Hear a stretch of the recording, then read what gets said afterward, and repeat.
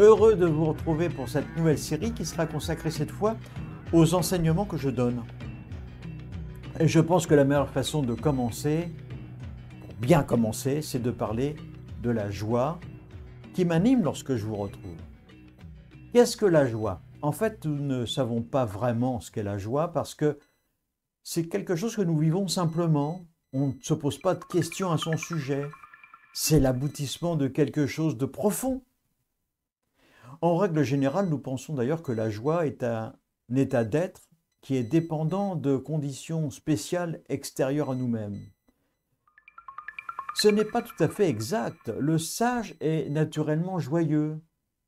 Il n'a pas besoin d'artifice, un peu comme les petits Bouddhas qui sourient tout le temps.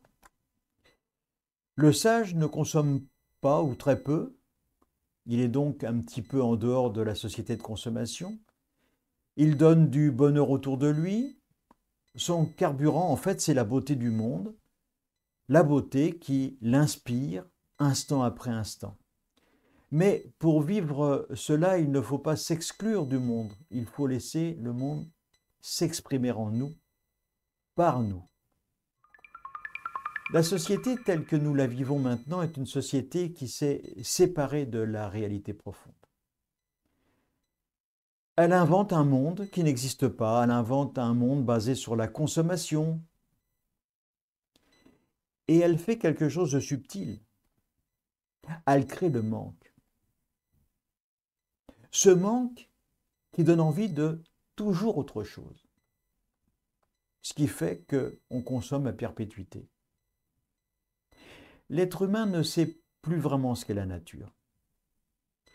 Il a oublié qu'il fait partie de cette grande nature dont il se croit séparé.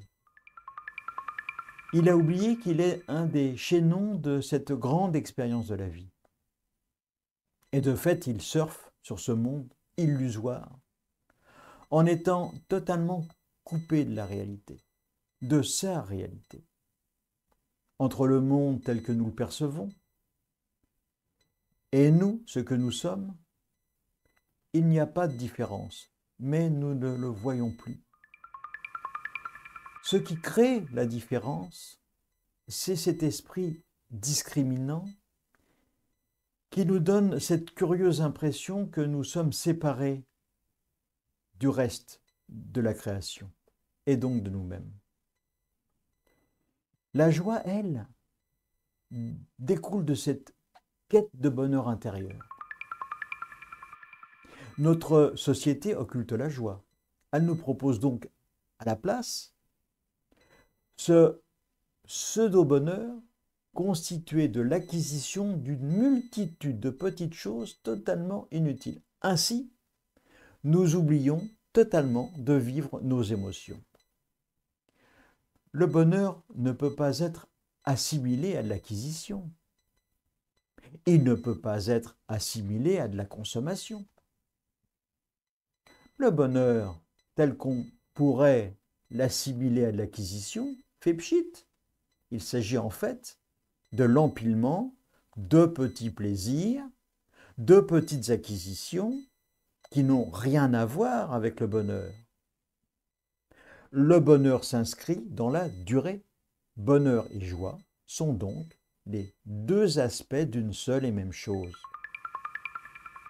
Et ce que je vous propose, c'est d'être l'artisan de votre propre bonheur, en progressant à travers votre recherche personnelle. C'est aussi ce que propose l'expérience de la méditation du Bouddha. Dans les écoles zen, il y a une expression pour cela, l'esprit joyeux. L'esprit joyeux est l'un des piliers qui guide le pratiquant à travers son parcours de vie. Il ne s'agit pas d'une joie béate, il s'agit d'une joie intérieure qui jaillit spontanément, comme lorsque l'on regarde un beau paysage, que l'on écoute une musique plaisante, ou lorsque l'on se coule dans un flux de pensées douces, agréables, apaisantes. Cette joie-là apparaît alors parce que nous sommes libres de toute contrainte et de tout asservissement à des pensées obsessionnelles négatives, à ce besoin inné de combler notre manque. Sans cette connaissance de soi, cette source de joie, notre liberté disparaît. Afin de nous réaliser pleinement, nous devons donc être l'artisan de cette liberté, de notre liberté. Nous devons apprendre à nous libérer de tous ces petits désirs que nous confondons avec le bonheur, car dans cet état d'esprit, qui est une prison dont les murs sont faits d'avidité et de convoitise, de jalousie aussi, prisonniers de ces murs sans début et sans fin, nous restons captifs de notre propre manque et de la peur de notre finitude de la mort. Nous chevauchons de désir en désir, de manque en manque, de peur en peur. Cette course perpétuelle constitue notre prison. Elle nous enferme dans un manque perpétuel, le manque perpétuel de nous-mêmes. Cette impossibilité d'émancipation nous rend donc extrêmement malheureux. Nous sommes alors incapables d'empathie, incapables de comprendre de l'intérieur les joies et les malheurs du monde qui nous entoure, prisonniers d'une vie que nous pensons n'être constituée que d'épreuves, et nous oublions de voir la beauté du monde qui nous entoure. Nous sommes enfermés dans notre petit ego. Enfermés dans notre petit ego, notre seul centre d'intérêt, c'est notre petite personne insignifiante. Nous nous détournons de notre entourage. Cette attitude finit par nous isoler. Alors, nous sommes extrêmement malheureux. Nous pensons que les autres sont les artisans de ce malheur lorsque nous sommes dans cet état d'esprit. Mais c'est nous-mêmes, par notre attitude mentale, qui nous isolons. Et ainsi, nous devenons créateurs de notre propre manque. En résumé, pour parvenir au bonheur, il faut réapprendre à cultiver la joie dans la simplicité de ce que nous avons à vivre.